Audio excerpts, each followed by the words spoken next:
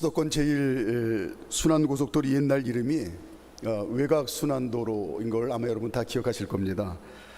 외곽순환도로가 처음 개통되고 나서 얼마 안 있다가 제가 의정부 IC 근처에 있는 사패산 터널을 지나갈 일이 있었는데, 터널을 진입하고 조금 달리다가 야, 이 터널이 과연 끝이 있는 건가? 아니면 무슨 터널이 이렇게 긴가 하는 생각이 문득 들었습니다. 출구가 곧 나오겠지 하는 생각으로 이제 차를 열심히 달렸는데, 생각한 것보다도 훨씬 더 오래 달린 다음에 이제 출구의 끝이 나온 기억이 있어서, 나중에 도대체 터널 길이가 얼마나 되나 알아봤더니 자그마치 약 4km여서 깜짝 놀랐습니다. 심리죠. 심리거리 되는 그 길이가 터널이라고 하는 게 그때는 충격이었습니다. 오랜 시간이 지난 다음에 이보다 훨씬 더 긴 터널을 지날 일이 있어서 더 큰 충격을 받았던 기억이 있는데, 몇 해 전입니다. 내비게이션을 따라서 속초를 가게 되었는데, 내비게이션을 따라가다 보니까 새로 생긴 서울 양양 고속도로를 달리게 되었어요. 근데 속초 거의 가까이 가서 인제 양양 터널이 이제 있어서 그걸 지나게 됐는데, 이건 진짜 끝이 안 보이는 긴 터널이었습니다. 달려도 끝이 안 보이는 거예요. 결국은 이제 그 터널을 나오기는 했는데, 나중에 이 터널 길이가 자그마치 얼마나 되길래 이렇게 긴가 하고 알아봤더니 11km입니다.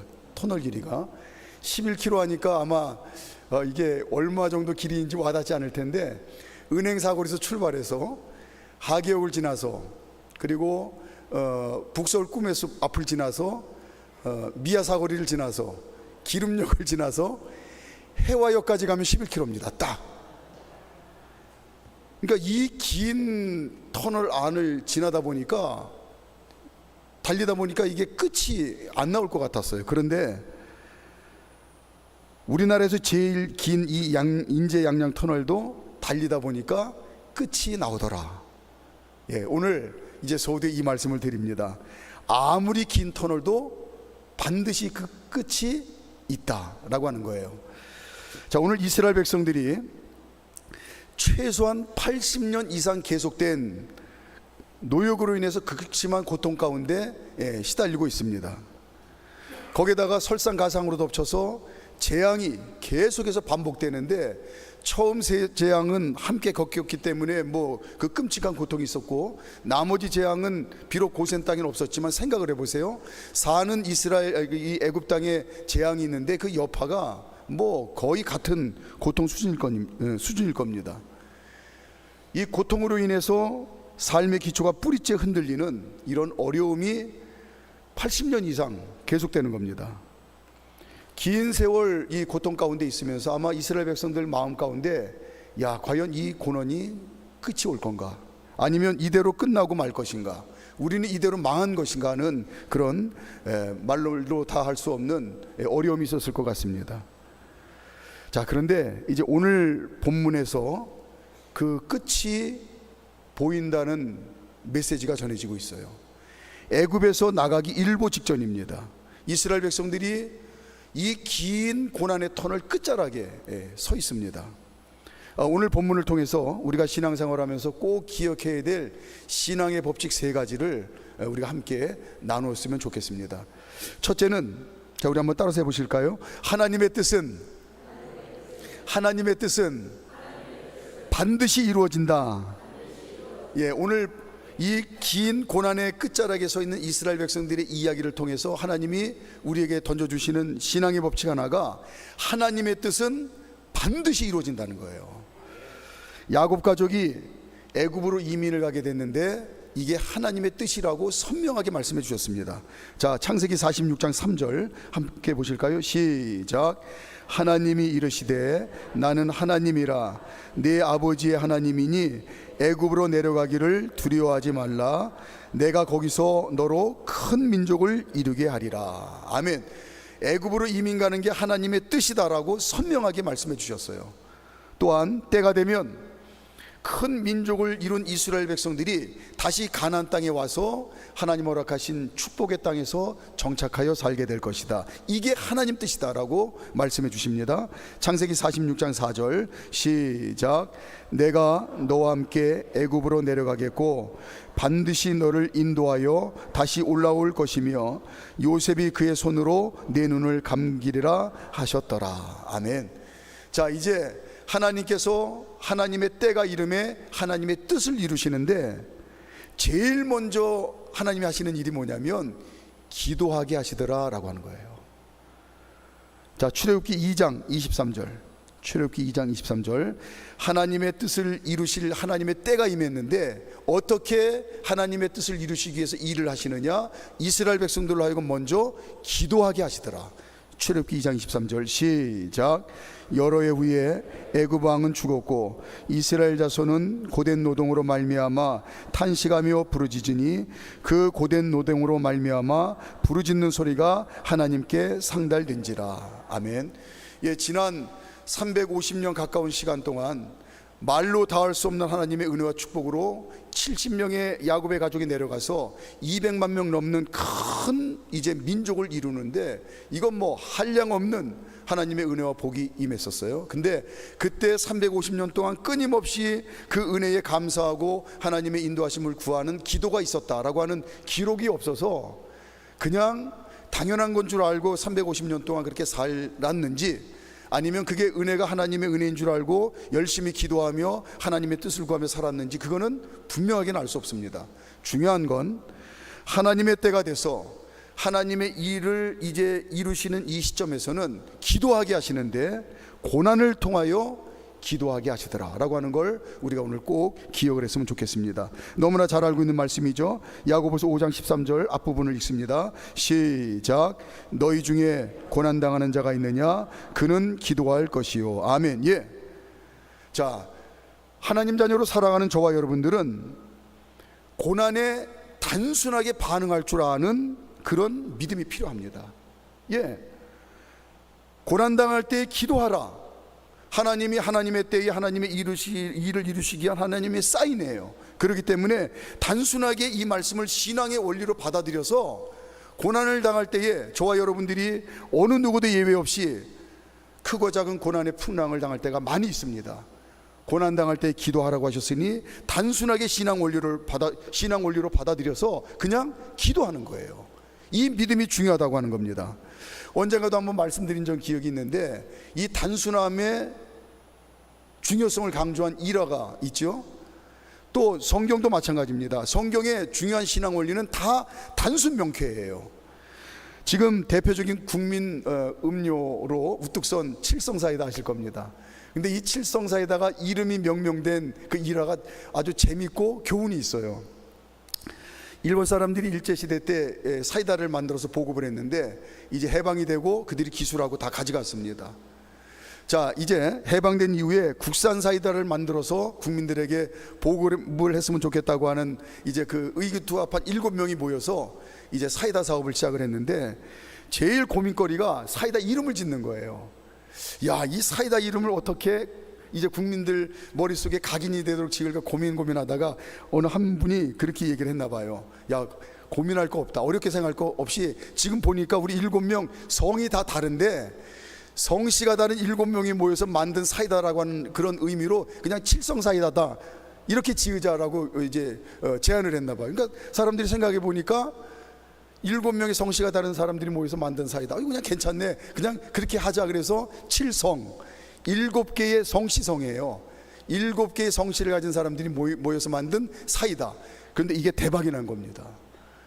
온 국민이 선호하는 이제 음료로 우뚝 자리 잡은 거예요. 그래서 어느 시점에 이 번성이 별처럼 빛나도록 계속되도록 우리가 뜻을 담아서 이제는 성씨성이 아니라 별성으로 바꾸자.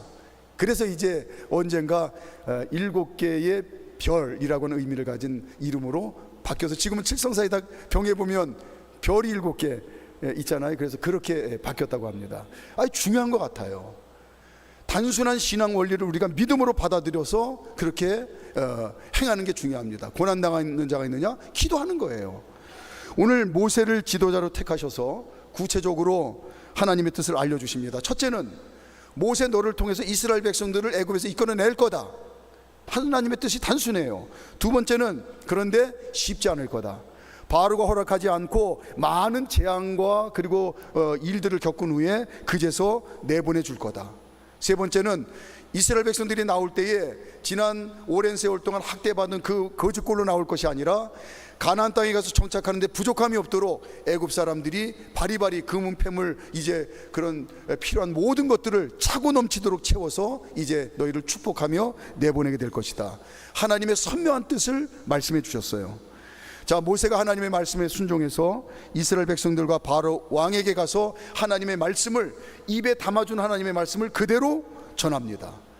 자, 그런데 하나님이 하시는 일이니까 그냥 바로가 하나님 그 권세 앞에 굴복해서 바로 이스라엘 백성들을 내보내고 이스라엘 백성들도 하나님의 역사하심인 줄 알고 모세에게 순종해서 의기투합해서 빨리 신속하게 나오고 그리고 또 가나안 땅으로 빨리 정착해서 살면 야, 하나님이 일하시니까 역시 다르구나 하고 모두가 인정할 것 같아요.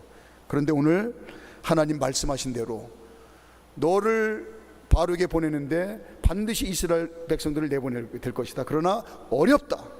많은 우여곡절이 있다. 심지어는 수많은 재앙도 겪게 될 것이다. 그리고 가장 복된 모습으로 나오게 될 것이다. 아니나 다를까 모세는 입에 맡겨주신 말씀을 그대로 가서 전하기만 했는데 그때부터 많은 우여곡절이 시작이 됩니다. 이스라엘 백성들 눈에 지도자라고 나타난 모세 때문에 오히려 일이 더 망쳐지는 것 같아요. 모세 때문에 노역이 몇 갑절 더 힘들어집니다. 날벼락을 맞은 거예요. 또한 모세 그 입에서 나오는 말 때문에 계속해서 끔찍한 재앙이 이제 애굽 땅에 나타나는데 이게 이스라엘 백성들에게 고스란히 다 여파로 이제 오는 거죠. 뿐만 아니라 바로는 갈수록 강팍한 마음을 가지고 모세를 대적을 합니다. 시간이 지나면 지날수록 이게 뭐가 실타리가 풀려지는 것처럼 희망이 보이는 게 아니고 뭐 하나 제대로 되는 것 없이 오히려 상황이 더 악화되는 것처럼 그렇게 지금 시간이 보내지고 있어요. 그러나 하나님께서는 정하신 하나님의 뜻을 하나님의 방법대로 일을 이루어가고 계시는 겁니다. 모세는 하나님의 뜻은 반드시 이루어진다고 하는 믿음으로 하나님의 말씀에 그저 묵묵히 순종을 해요. 절대로 어떤 것에도 흔들리지 않고 하나님 맡겨주신 이 말씀, 선포된 이 말씀은 반드시 이루어진다고 하는 믿음 가지고 그냥 담대하게 순종을 합니다. 결국 하나님의 뜻대로 이스라엘 백성들은 애굽에서 나오게 되고 모세의 믿음대로 모세는 이스라엘 백성들을 애굽에서 이끄는 지도자의 사명을 감당하게 됩니다. 자, 저와 여러분들이 어떤 믿음을 가지고 살죠? 전지전능하신 하나님은 나의 아버지시고 그리고 그 하나님 아버지의 사랑받는 자녀라고 하는 이 굳센 믿음을 가지고 삽니다. 하나님 자녀들을 향한 아버지의 뜻은 분명해요. 하나님 아버지께서는 하나님 자녀인 저와 여러분들이 이 땅에서 사는 동안 하나님 자녀답게 복된 삶을 살도록 도우시는 좋으신 아버지십니다. 예레미야 29장 11절 시작. 여호와의 말씀이니라 너희를 향한 나의 생각을 내가 아나니 평안이요 재앙이 아니니라 너희에게 미래와 희망을 주는 것이라. 아멘. 여기 대부분 이제 어른들이 부모님의 삶을 지금까지 살아오고 계시는데 그 자녀들을 향한 마음, 그 마음을 이제 되돌아보면 하나님이 나를 향한 마음이 이보다 1000배만배 클 텐데 어떤 마음이세요? 이 세상에 가장 진실되게 자녀가 잘 되고 복되기를 원하는 건 부모의 마음입니다. 그리고 좋은 것, 늘 가장 좋은 것, 최선의 것을 주기를 원하는 게 부모의 마음이에요. 하나님도 마찬가지십니다. 자녀들에게 언제든지 좋은 걸 차고 넘치도록 주고 싶어 하세요. 야고보서 1장 17절 시작. 온갖 좋은 은사와 온전한 선물이 다 위로부터 빛들의 아버지께로부터 내려오나니 그는 변함도 없고 회전하는 그림자도 없으시니라. 예, 하나님 아버지는 변함없는 마음과 사랑 가지고 가장 좋은 것을 가장 풍성하게 자녀들에게 주시기를 원하시고 또 원하시는 아버지시다. 예수님께서 친히 이 땅에 오셔서 그 아버지의 마음을 사람의 말로 사람의 귀로 들을 수 있도록 친히 말씀해 주셨어요. 마태복음 7장 11절 시작. 너희가 악한 자라도 좋은 것으로 자식에게 줄 알거든 하물며 하늘에 계신 너희 아버지께서 구하는 자에게 좋은 것으로 주시지 않겠느냐. 그러므로 하나님 자녀로 살아가는 저와 여러분들은 우리를 향하신, 나를 향하신 하나님의 선하신 뜻 분명히 알잖아요. 가장 복되기를 원하고 가장 좋은 걸 원하고 가장 하나님 자녀답게 살기를 원하신다고 하는 이 뜻을 믿는 굳센 믿음이 먼저 우리에게 있어야 된다는 거 하는 겁니다. 또한 하나님께서는 저와 여러분들을 복되게 하시기 위한 이 정하신 뜻을 반드시 이루신다고 하는 이 믿음이 어떤 상황 가운데서도 이 믿음을 지킬 줄 알아야 된다고 하는 거예요. 하나님의 뜻을 믿는 믿음, 그리고 그 뜻이 반드시 이루어진다고 하는 굳센 믿음을 어떤 상황에서도 지킬 줄 알아야 된다. 이 믿음을 지킬 줄 아는 게 성경에서는 그걸 바로 축복이라고 하는 거예요. 하나님의 뜻을 믿지 못하면 누구라도 영락 없이 자기의 소견에 오른 대로 또 눈에 보이는 대로 살 수밖에 없습니다. 그게 인간의 약점이고 한계예요. 그렇게 살면 어떻습니까? 좀 내가 뭘 잘하고 잘 된다 싶으면 천하를 다 얻은 것처럼 뭐 기고만장하죠. 교만하기 짝이 없습니다. 그러다가 뭘 좀 또 일이 잘 안 풀리고 어려운 일 만나면 코가 쑥 빠져가지고 입만 열면 원망불평하고 염려, 불안, 낙심, 좌절, 어둠 가운데 헤매는 그런 약함을 보입니다. 그러나 하나님의 선하신 뜻을 확실히 믿고 하나님께서는 반드시 그 뜻을 이루신다고 하는 굳센 믿음이 있으면 오늘 모세처럼 사는 거예요. 오늘 모세처럼 행하는 겁니다. 그 어떤 고난과 시련이 닥쳐도 오히려 더욱 담대하게 전진하는 오늘 모세의 모습, 이게 저와 여러분들이 마땅히 살아야 될 그런 신앙의 모습이라고 하는 겁니다. 자, 4절부터, 오늘 보면 4절부터 6절까지 수많은 고난과 시련이 있었지만 하나님의 뜻은 반드시 이루어진다고 하는 그 절대 믿음을 가지고 모세는 흔들림 없이 담대하게 전진을 합니다. 자, 4절부터 6절까지 시작. 모세가 바로에게 이르되 여호와께서 이와 같이 말씀하시기를 밤중에 내가 애굽 가운데로 들어가리니 애굽 땅에 있는 모든 처음 난 것은 왕위에 앉아 있는 바로의 장자로부터 맷돌 뒤에 있는 몸종의 장자와 모든 가축의 처음 난 것까지 죽으리니 애굽 온 땅에 전무후무한 큰 부르짖음이 있으리라. 아멘. 지난번 사실 어떻게 보면 9가지 재앙은 모세의 말에 대한 어떻게 보면은 냉정하게 이야기하면 실패예요. 그렇게 된다고 했는데 또 바로가 마음을 돌이켜서 이게 뭐 어떻게 된 건지 헷갈리기가 쉽습니다. 그러나 모세에게는 분명한 하나님 약속, 하나님 뜻에 대한 믿음이 있었어요. 그래서 오늘도 맡겨주신 말씀을 흔들림 없이 담대하게 그냥 전합니다.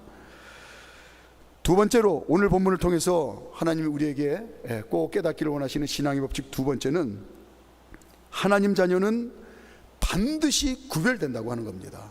자, 한번 따라서 해보실까요? 하나님 자녀는 반드시 구별된다. 예. 자, 이제 애굽의 마지막 재앙이 임하게 되는데 우리가 알다시피 애굽에 있는 가축과 사람의 첫 태생이 다 하나도 남김없이 죽는 겁니다. 그러나 이스라엘 백성들, 애굽 땅, 고센 땅에 사는 이스라엘 백성들은 털끝 하나 상함없이 보존해서 애굽 사람들과 구별하시겠다고 하나님이 말씀하세요. 자, 7절. 자, 오늘 보면 7절입니다. 시작. 그러나 이스라엘 자손에게는 사람에게나 짐승에게나 개 한 마리도 그 혀를 움직이지 아니하리니 여호와께서 애굽 사람과 이스라엘 사이를 구별하는 줄을 너희가 알리라 하셨나니. 예. 뿐만 아니라 그 뒤에 보니까 세상 절대 권력을 가진 바로와 하나님의 지팡이를 든 모세를 구별하세요. 어떻게 구별하냐면 이제는 대반전의 역전이 일어나는데 바로의 신하들이 반대로 모세에게 절을 하고 굴복을 해요. 또 그동안은 모세에게 바로가 대노하고 호통치면서 발톱에 때만큼도 안 여겼는데 그 모습은 온데간데 없고 오히려 모세가 바로에게 심히 노하여 야단을 치는 이런 모습이 나타나서 이렇게 구별을 해요. 자, 8절 말씀 시작. 왕의 이 모든 신하가 내게 내려와 내게 절하며 이르기를 너와 너를 따르는 온 백성은 나가라 한 후에야 내가 나가리라 하고 심히 노하여 바로에게서 나오니라. 아멘. 하나님 자녀로 살아가는 저와 여러분들이 이 세상에서 하나님 자녀로 사는 것이 언뜻 겉으로 보기에는 크게 구별되는 것 같아 보이지 않습니다. 그래서 좀 과하게 냉소적으로 그렇게 말하는 사람들은, 아니 당신이 하나님 자녀로 산다고 하는데 정해진 시간 돼서 교회 가서 예배 드리는 것 외에 그 정도 외에 특별히 다른 점이 나오고 뭐가 있습니까? 이렇게까지 비아냥거리는 사람들도 있어요. 그것도 당신이 믿는 교회뿐만 아니라 기독교뿐만 아니라 다른 종교 사람들도 다 그렇게 하던데요. 그럼 도대체 뭐가 다른 겁니까? 가만히 생각해 보면 저와 여러분들이 하나님 자녀로 사는 것 때문에 뭐가 특출나게 사람들이 하나님 자녀로 사니까 이렇게 다르구나 하고 우리가 공통적으로 누구라도 하나님 자녀의 권세를 가지고 내세울 수 있는 게 별반 없는 것 같기도 해요. 왜냐? 그렇다고 해서 저와 여러분들이 하나같이 다 하나님 자녀이기 때문에 세상 사람들하고 특출나게 부자로 삽니까? 그것도 아니에요. 그렇다고 해서 저와 여러분들이 하나님 자녀이기 때문에 세상과 구별돼서 특출나게 고생 안 하고 평탄한 꽃길만 걷습니까? 그건 또 절대 아니에요. 아무리 살펴봐도 확실하게 구별되는 것이 없어 보이기 십상입니다. 또 선행을 한다 해도 사람들이 크게 이렇게 인정을 하지 않는 것 같아요. 당신들이 선행을 한다고 하는데 그거야 사회봉사단체들도 보면 엄청난 규모로 엄청나게 잘 질서정연하게 잘하고 있는데 그건 구별이 됩니까? 또 이렇게 다를 것 없어 보이기도 해요. 쌀이나 이 밀 같은 곡식들이 논밭에 있을 때에는 알곡과 쭉정이가 제대로 구별이 안 됩니다. 하지만 추수 때가 돼서 농부가 이제 수확을 해서 걷어들일 때에는 알곡과 쭉정이가 확실하게 구별이 됩니다. 자, 마태복음 3장 12절 시작. 손에 키를 들고 자기의 타작마당을 정하게 하사 알곡은 모아 곳간에 들이고 쭉정이는 꺼지지 않는 불에 태우시리라. 하나님 자녀들이 하나님 없이 사는 세상 사람들과 확실하게 구별되어 이 땅에서 사는 게 있습니다. 세상 사람들은 오직 자신을 위해서 살아요. 이거는 철저한 인생의 법칙입니다. 자신을 위해서 가족을 돌보고, 자신을 위해서 열심히 땀 흘려 일하고, 자신을 위해서 인생의 목표를 두고 온 인생에 전진을 합니다.